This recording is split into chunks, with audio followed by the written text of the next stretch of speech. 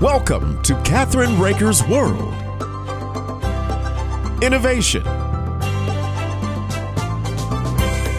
culture, adventure, fashion and health, artists, destinations, traditions.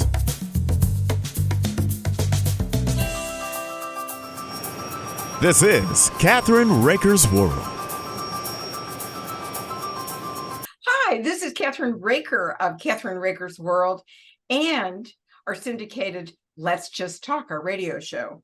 And we have someone that I had back in 2014 on my show.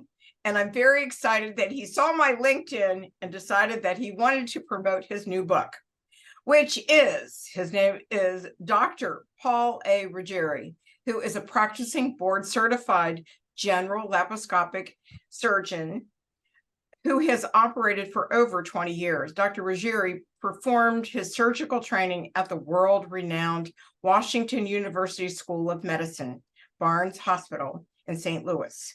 He has spent 3 years as an active duty general surgeon in the U.S. Army. Currently, he is a former chief of the Department of Surgery at a very large community hospital in Fall River, Massachusetts. The very hospital he helped build as an iron worker before attending medical school nearly 30 years ago. Dr. Ruggieri has written several books for patients. He lives in Rhode Island with his wife and 3 stepsons. He's author of a brand new book called Author of Confessions of a Surgeon, A Deeper Cut, published by Gatekeeper Press, March 2023. And the other book, I think that was in 2014, was The Cost of Cutting a Surgeon Reveals the Truth About a Multi-Billion-Dollar Industry. And that was published by Penguin Group in September of 2014. He's a surgeon at the Steward Surgical Associates, and I want to welcome him back. It's always a pleasure. I love surgeons. What can I tell you? You know what I mean? They are the guys that make you great. See, I had that surgery February 8th, and I'm doing really well. So, Dr. Ruggieri, you really care about patients more than any. Well, I have 3 or 4 friends that are 5 friends that are doctors. You're the only surgeon, right? Ooh. And the thing is that I have to thank you for your service, both in the military and also as a doctor. Thank you. Thanks. I appreciate that. Now, tell me, I haven't talked to you since 2014. What's going on? What's happening? I know. How serendipitous can this be? You know, I've been working since I last spoke to you consistently, and I decided to write another book. And after I wrote another book, I thought, let me reach out to her and see what fate will do. And sure enough, you responded. I was really happy you responded. I wasn't thinking you were going to respond, but I'm glad you did. Why wouldn't I respond? You know, I'm not sure what your reaction was when you saw my LinkedIn message. I mean, like, who is this guy? Here's the thing. You have a wonderful picture up there, and I remember you. And, and I love working with doctors. Actually, all the doctors that I work with today, right? One is a wonderful woman doctor, originally from Hawaii, right? Who we became best friends when her husband died, who was a friend of mine, a friend of ours. So she is a pulmonologist. And then I have a wonderful friend through Veterans in Defense of Liberty, which he started, and that's Dr. Scott McGill. And guess what? He was a baby doctor. He delivered 99,000 babies. Wow, that's a lot. So every doctor I know writes books now. Well, you know, a lot of doctors do. Huh? A lot of doctors do, and surgeons are starting to write some books because the things that we're involved with, we can't make up. The patient experiences, the situations we find ourselves in are so unique and can be so emotional. And I think writing books is actually a good outlet. mean, when I wrote my first book, Confessions of a Surgeon, The Good, the Bad, and the Complicated, over 12 years ago, it was kind of an outlet for me to say a lot of things that had been built up over the years about patient experiences, good, bad, complicated. Surgeons are not always perfect. And when we're not perfect, we have to decide how we're going to process our imperfections. A lot of us have a hard time doing that. You know, our goal is to make patients well every time we step into the operating room. But it doesn't always work out that way. And in addition to having a bad outcome, you have to deal with that personally. And a lot of doctors are starting to write books about their experiences, about their feelings, the surgeons particularly, and other doctors too. But surgeons, you know, we have direct impact on people's lives by what we do. And that's one of the reasons why I went into surgery, so I can have a direct impact on someone's life and not rely on medication.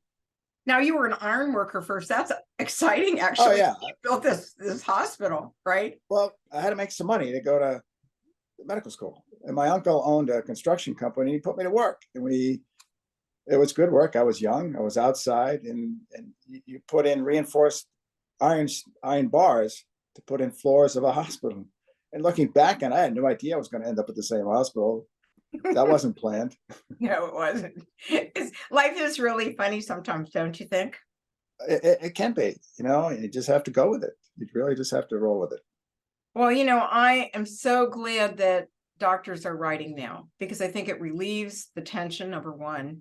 I mean, what you all go through, medical school, internship, residency. I mean, it's amazing how you deal with it, right? There's so many doctor shows on, you don't know what's true and what's not anymore. You know what I mean? That's so true. That is so true.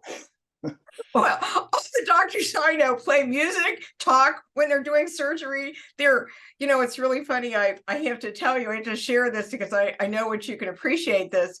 I do not like to be awake, totally awake. When you guys are cutting. No way. And my daughter is an occupational therapist, and she said, Mom, you should stay awake. And I went, you're crazy. I don't want to watch them cutting. I agree. I mean, I've had a couple of operations myself. I've been a patient myself in life. And I always tell the surgeon, I want to be out. I don't want to remember a thing. Put me out before I even enter the operating room. And they've been very good at that. You know, I wake up and it's all over. It's like, great. Let me ask this question. You know, an anesthesiologist is the guy that really holds you in his hands, in a sense, to keep you alive, correct? Absolutely. When I'm operating, they're the ones breathing for you, keeping your heart rate going, keeping your blood pressure going. Yeah, I'm not paying attention to that. Well, see, my uncle was an anesthesiologist. That's a stressful job. It is. Especially when you have a sick patient. It's a stressful job. And they're writing books too, actually. That's good. Well, you know, one question I want, you know, when you go under twilight, you're not totally under, am I correct? Correct. But you're not supposed to remember a whole lot. No, I don't remember anything. Well, that's the whole goal, is to not remember any pain or anything. You know, right. You're kind of drifting in and out of consciousness, and that's okay. Right. So tell us about what you specialize in before we start talking about the book. Well, I do a lot of minimally invasive surgery in the belly. You know, I take out a lot of gallbladders. I do colon cancer surgery, hernias, appendectomies. We do that through a lot of small cuts these days. The big incision days are long over with. And I talk about this in my book, how it's changed dramatically. Surgery's changed dramatically over the last 15, 20 years. So I do a lot of those operations. I also do thyroid surgery in the neck. That's kind of one of my specialties, because I was trained in that, and I do a lot of thyroid surgery, removing thyroid glands for cancerous nodules and you know, big goiters that are bothering people. So let me ask you, what's neuroendocrine cancer or zebra cancer? That's what my daughter-in-law has. Oh, neuroendocrine cancer is it in the? It's a unique type of slow-growing cancer. And the cancer cells produce hormones. That's why it's called neuroendocrine.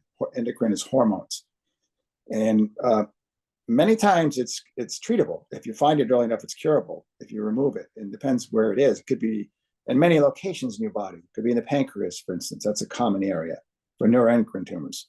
But they're slow-growing cancers. They are cancers, but they're very slow-growing. And as far as I know, she doesn't get chemotherapy. She gets some other kind of medication that she takes once a month. Correct. The chemotherapy was never any good for neuroendocrine tumors. If you can't treat it surgically by removing it, which is the best first line treatment, there's actually very unique medications out there now for these tumors. But keep it in check, basically. Right. So what did you, when you were thinking of the title of this one, you say it's Confessions of a Surgeon, a Deeper Cut. What do you mean? Do you mean actually physically cutting, right? The surgeon cuts, right? Well, I use that as an analogy. It's a deeper cut into my life, my professional life, than what the last one was. It goes deeper into some different topics. So that's what I meant by that. Did you do the audiobook for your book, one of the first books that you did? Did you do the audiobook? I didn't do it personally, no, but I'm going to do an audiobook is coming out for this one soon. You should. Oh, absolutely. It's coming. The person who did my first book, Confessions of a Surgeon, I loved him. And I called the guy up. I found him. He was in Ohio, I think. Oh, good. And he has his own studio, and he remembered me very well. And he's going to do it at the end of April. He's going to do it. Yeah. Well, I've done 4 books. I've done 4 audiobooks myself. My son said, yeah. I mean, you've done it yourself. Oh, yeah. Oh, good for you. Yeah. For other people. Oh, for other people. Oh, wow. Right. For other authors. Yeah. I'm a voiceover person. So you're a voice. Yeah, yeah, I do. No kidding. And I do children's books. So anyhow, when my son, you've seen the new book. Yes. It's really exciting. And thank you for buying the book. I was going to send you one. No, I love the cover. Actually, I may buy the audiobook because I like to listen to books. Have you thought about doing a novel yourself besides writing about medicine? Have you thought about that? It's funny you ask, because I did start a novel during COVID about 2 or 3 years ago, and I got about 3 or 4 chapters into it, and then I just hit a wall, and it stopped. It's still there. I'm going to revisit that. Let me read the 3 chapters for you if you don't care, if you don't mind. You know, I would like that, because I would really like that. To have you look at that. You know what I did, Dr. Paul, is I actually started this book that just came out. The first one I helped a client with, and I wasn't happy with it because it really didn't tell the story I wanted to tell. Okay. Yeah. The second book does. And it took 3 or 4 years. And my son is the one that volunteered to look at it, and help rewrite it. And it's got a lot of dialogue in it, right? Yeah. Now he's become a ghostwriter. He's the one that has a wife that has cancer. Okay. And he was a journalist. So, sometimes authors have a hard time, or they hit a wall, like you said. Yeah. And you just need to talk to somebody about it.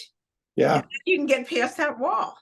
Well, that's what's it about? Tell me what it's about. It's going to be the next project, I think, because I wanted to write this confessions book. I want to do this. So I hit the wall and then went on to this one. The book is called The Schedule. Ooh. And it's a medical thriller. Oh, it's great. About, not getting too deep into it, a medical device company is secretly using some corrupt surgeons to insert little chips in people during routine operations. Oh, wow. Like you go in for an elective hip replacement, the surgeon inadvertently, purposely puts this little chip underneath your skin. He's being paid by this medical device company. And the purpose of this chip is to monitor your blood for diseases, for cancer, for the future potential to get diseases. Because this medical device company is in bed with a big insurance company. Oh. And if this device picks up that you're at risk, say, for Alzheimer's or for cancer and later on in life, the device will kill you. Wonderful. Because the insurance companies don't want to pay. They want to prevent you from getting sick. And so once they know what this very specific nanotechnology, I call it, they know you're at risk to come down with some chronic diseases later in life that's going to cost the industry money. They're going to not have that happen. And the big brother behind all this is the federal government and the Medicare division. There's a rogue faction in the Medicare division that's behind all this. Definitely have to write it. You absolutely have I to. know. I mean, seriously, it's it's good because you're really in the medical world. Exactly. So you do know what's going on, right? And I believe, remember, they started putting those chips in dogs and cats and animals. Yeah. And I see it happening. I see a lot of things happening. I like one of the things that you said, and then we're going to take a break. You said you said the real problems in healthcare today, doctors need to stick to taking care of patients based on clinical science and stay out of the political science arena. Well, that's a big problem. It is. It's also the big economic pressures. In addition to political pressures, there are economic pressures on physicians today because medicine's changed dramatically. Most physicians today aren't going into private practice. They're being employed by big corporate entities. And when go ahead. When you're employed, there's economic pressures to produce, and that could lead to bad things when there's economic pressures to produce, to operate, to take care of patients. I would take that sentence and I would put that in your book. It's there somewhere. Trust me. Good. It's there. And on that note, we're going to take a short break and we'll be right back with Dr. Paul A. Ruggieri, a practicing board certified general laparoscopic surgeon. We'll be right back, an author.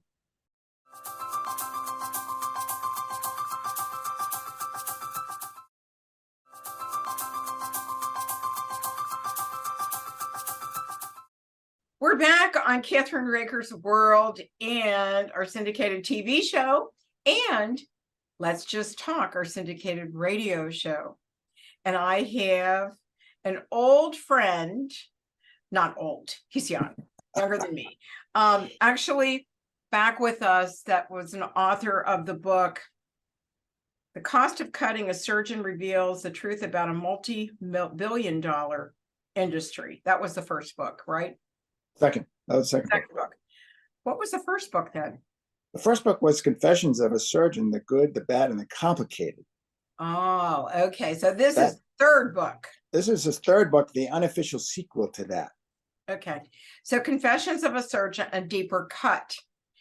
Tell me how long it took you, Dr. Paul, to actually write this book and research it, if you had to. Did you have to research at all? Not a whole lot. It took not a whole lot. I had to outline it. The way I write books is I outline these things first. It doesn't come spontaneously, and then I fill in the outline. It took about a year to write it. Given the fact that I have a full-time job during the day, I was writing at night. I can't get up and write in the morning, so I do it at night. And my wife would tell you, you're going back in the study to write again? It's like, yeah, I'll be out in a couple hours. Tell us how big is the book to start off with? How many pages is it? You've got it in you've got it in e-form, you've got it in audio. You're doing it in audio? Correct. Yes. And so tell us how many pages it is. It's a little over 200 pages. It's a very easy read. 9 chapters. Very easy. Wow, that's great. I love that. That's a 9-chapter book. I can do that. How long? Maybe 15 minutes? A friend of mine just read it in a couple hours. He called me up and goes, yeah, I loved it. A couple hours later, I gave it to him. And he goes, wow, that was quick. But it's a very easy read. It's just, there's very little medical technology wording in it. It's very understandable. I use a lot of patient stories to get my points across. Personal patient stories that I've been involved with over the last 10 to 50 years. Tell me how much, I had gallbladder surgery when I was 24. And you asked me the other day, do you have a big scar? And I went, yes, unfortunately. Today is so different, isn't it? In the way I had to have it done. Absolutely. I mean, that was the way it was done back then. You know, with the big cuts, you're in the hospital several days to a week. Today, gallbladder surgery is done as an outpatient operation through 4 small cuts, and takes about a week to recover. You can either do it a couple of ways. You can have a surgeon do it laparoscopically, or you could have a robot do it. Now, that's a whole nother topic, robotic surgery. You know, we need to talk about robotic surgery another day. Oh yeah, we're going to do more shows. Don't But worry. that's a whole nother topic. Don't get me started. Right. Let me ask you a question. What, you don't have to, because I know you're not going to reveal a name, but in the book, what is the most memorable surgery you've ever done? Well, I think there was a story in the book about this. It's a young man who came in his late 20s whose intestines were all twisted, and and it was caused by a scar tissue. So he was very sick. And when I got in there, it was the middle of the night. They're always in the middle of the night, all these emergencies. And the gentleman was in shape. He was actually a fighter. He was trained to be a fighter. And when I get in there, most of his intestine looked like it was dying. And that's almost a death sentence when you see that in these people. So I took out what I could, and then I left behind what I thought would survive in 24 hours, and closed them up, and then went back in the next day to open them up to see what survived. And that's what you do. You take them back 24 hours later. And most of what I left behind, I thought was going to die, survived. Wow. So, because he would have died if his intestine, the rest of his intestine would have died, he would have died. And so he ended up surviving, partly because he was in such great shape going into the surgery. So he survived. His mother, his mother was a single mom, and I lost track of him. 7 or 8 years later, a patient comes into my office for a hernia surgery. A guy in his 40s, and I talked to him. We set him up for surgery. On the way out, he has his iPhone, and he shows me a Zoom picture, a live picture of this patient. It was one of his best friends. Oh. And this patient wanted to say hello and thank me again. I mean, it came out of the blue. I was speechless. I mean, it does these things, you know that. I think so. I mean, he was fine. I discharged him from my office, and 7 years later, his best friend comes in and goes, "Well, by the way, is there someone here I want to say hello to you?" And okay, I had no idea who it was. But sure enough, it was this patient. Right. Well, I think when you have memorable doctors in your life, right, you always want to stay close to them. You really do. You do. You do. I mean, one of my, well, he's an internist, and I didn't meet him as a doctor. I met him as a performer. He's a musician, right? Oh, And I wow. was not happy with my doctor, and I fired him. And I said, I need you. So he's been my doctor for like 15, 16 years now. Yeah. Not afraid to say stuff. I've actually been fired once. Once? I've been fired. Surgeons get fired, and you just have to roll with it and say, thank you. And take it as it is. And move on. It's correct. Right. So how does your family feel about your writing? Oh, they love it. I mean, the first book I wrote, Confessions of a Surgeon, The Good, the Bad, and the Complicated, there's some raw stuff in there. My wife was like, "Are you sure you want to say this?" Every time I would show her a chapter, it's like, "You really want to say this?" I said, "Yeah, I want to say Is that the audio book that I heard about it was female surgery or something? Is that the one you're talking about? That's part of it. Yeah, that's part of it. I heard it this morning, and my husband goes, "Really?" I mean, that was a raw book. I was going through some kind of midlife thing, writing this, and it was angry, and it was true stories, but it was written in a certain way. And my wife kept saying, "You really want to say this?" And it's like, "Yeah, we're going to say it all till it gets published." Anyhow, let me ask you a couple of other questions, because Sure. I really want to know. You share your stories about your patients. Was there a patient that was particularly scared and you had to comfort them in order to walk them into the surgical room, the surgery center?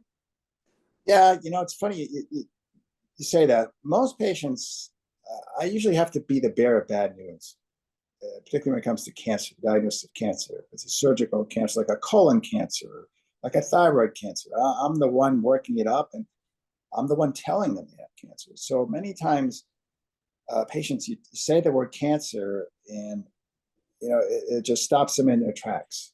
And you really have to talk to them, and reinforce the fact that a lot of these cancers are curable if you catch it early. So it's not one particular patient, but it's many actually. I mean, I still see it today in my practice. You really have to show a lot of compassion when you bring out that diagnosis of cancer to someone, because as soon as they hear that word, they think the worst. And it's not the case anymore. It's not the case anymore. And would you agree, for older patients, they ought to have someone come in with them when you're going through things? Absolutely. Oh, absolutely. And take notes. Have someone there taking notes. You can even record the conversation. If somebody came in with a recorder with a family member, I would say fine. Because the patients, again, you start talking to them, and a lot of it, they don't recall, they don't retain, because as soon as they hear one word or some things about their health, they just start to worry. So it's absolutely have someone come in with your office, particularly if you see a surgeon. Absolutely. All right, so let's say goodbye to everyone, because we've run out of time, believe it or not. And where can people purchase your book, Dr. Paul? Any the main internet sites, Amazon, Barnes and Noble, any brick and mortar stores have it. It's out there with most books. So I want to say thank you. Where can people find you, doctor? Well, that's a good question. They can find me on the internet. I'm setting up my website now. It will be there, but right now it's not. But they can still find me. You can go to LinkedIn and find you. Go to LinkedIn, find me. You go to Doximity, which is a doctor-oriented website, but LinkedIn for sure. Go to LinkedIn. I'm there, full bloom. Right. We want to thank you so much for joining us today. And don't forget to go to our websites at Kathryn Raaker's World, where you can find Let's Just Talk and the Chef You and I. But you can also go to Let's Just Talk. You can go to SoundCloud. You'll find us everywhere, on every social media except TikTok. I don't do TikTok. Sorry. Anyhow, we will see you next time on Kathryn Raaker's World, and Let's Just Talk.